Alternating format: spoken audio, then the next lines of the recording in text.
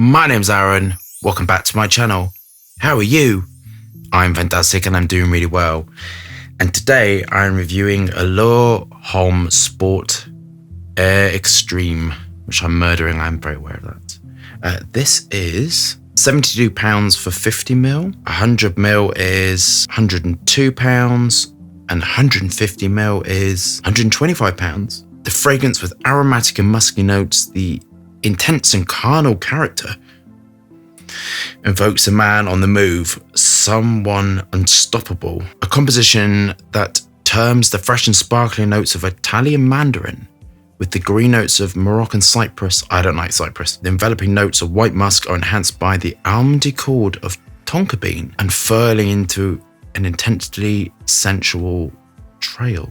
Fantastic. Do we have our bottles of Allure Homme Sport Extreme? Are we engaged with our higher self? Let's get testing. So some of the highest marks on this channel have been from Chanel. So I kind of very excited to review this. I really hope it's good. Cool. I leave it to dry down a bit.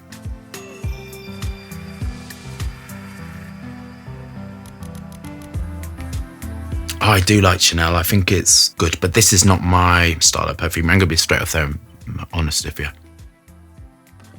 This is linalool based, masses of linalool and hedione. So this is light, airy. Linalool gives a dry feel to it. This is not ambroxan heavy.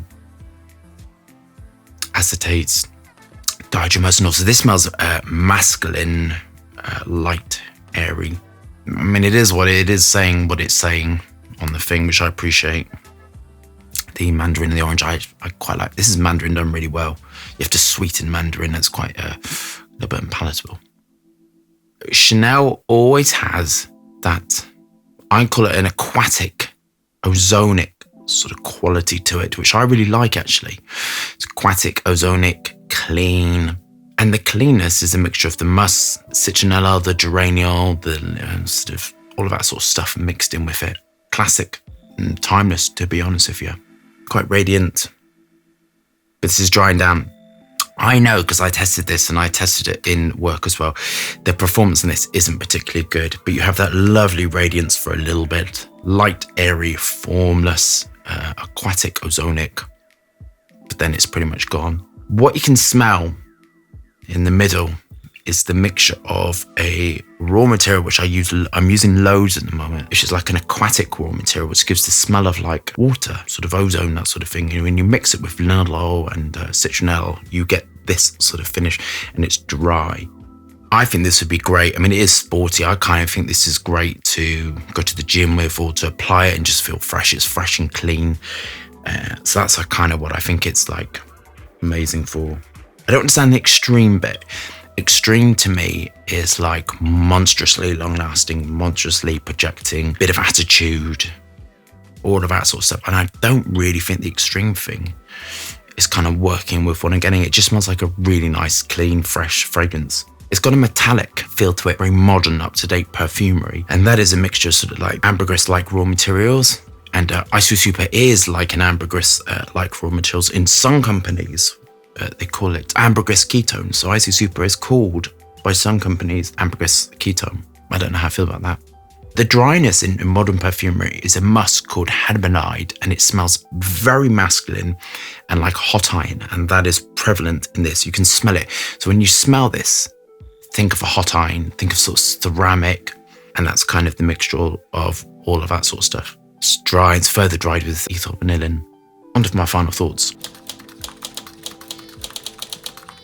So the first two marks are safe, legal, compliance, all the rest of it. Yes, fantastic. The big houses really do it right. And I think that's really fantastic.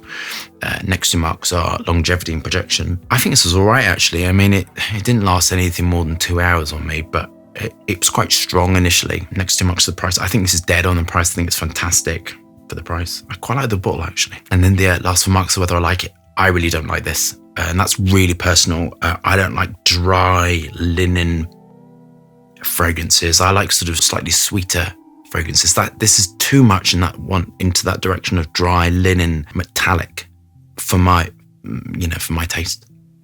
But I kind of think If you love that sort of dry linen and clean thing, this is going to be awesome for you. And I kind of think if you've got, lighter skin, this will radiate off the skin, it'll be awesome.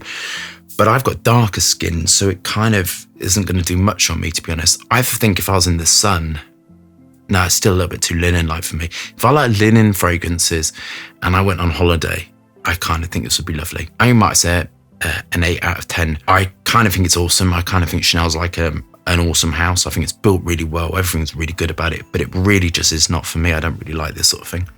Yeah, I don't like green linen fragrances. So love that review. Thumbs up and subscribe for fascinating, interesting content. Lots of moving hands and lots of fragrance views. Hope you're staying safe and well, and I'll see you soon.